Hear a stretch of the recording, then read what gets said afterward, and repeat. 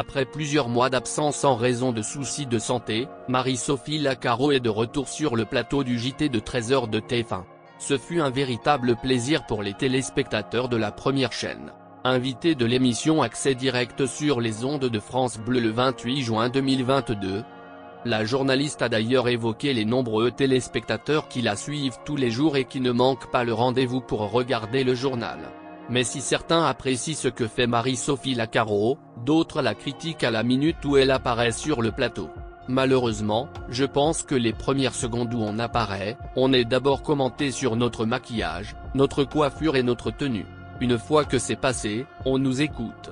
C'est vrai que c'est regrettable, mais c'est un métier d'image donc on l'accepte, a-t-elle fait savoir sur ce sujet. Marie-Sophie Lacaro a estimé que les femmes qui passent à l'antenne sont davantage jugées sur leur physique par rapport aux hommes. Pour éviter cela, elle a alors décidé de ne rien laisser au hasard, y compris ses tenues.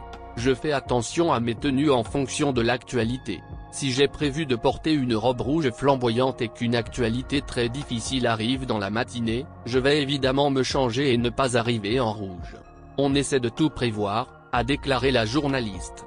Ce serait donc une manière d'éviter les polémiques, comme avec sa consoeur Audrey Crespo-Mara. En effet, cette dernière a provoqué un bad buzz sur la toile en apparaissant vêtue d'une robe rouge pour présenter une édition du JT de 20h consacrée à l'attentat perpétré à Barcelone. Même si Marie-Sophie Lacaro évite à tout prix les polémiques inutiles, elle n'est pas le moins du monde, épargnée. Bien qu'elle soit adulée par une partie des téléspectateurs, certains la critiquent.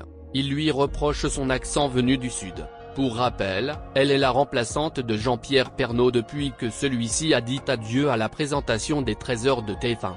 Un poste que le défunt a occupé pendant près de 33 ans avant de laisser les rênes à Marie-Sophie Lacaro. Une pression de taille pour l'ancienne vedette de France 2, qui n'a pas échappé à quelques couacs dès son entrée dans la grande famille de TF1.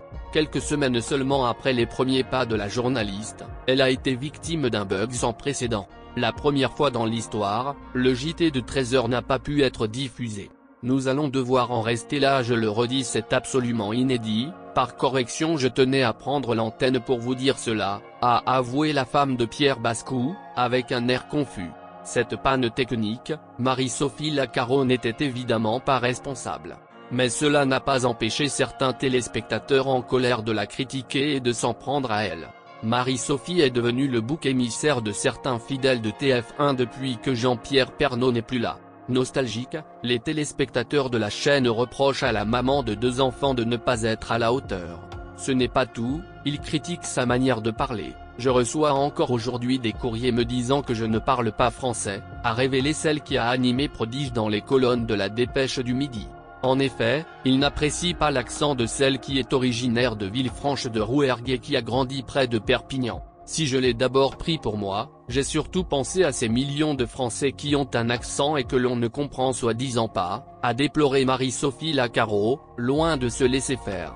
La journaliste, qui ne se laisse pas atteindre par les commentaires négatifs, n'a aucune intention de renier ses origines et elle l'a avoué.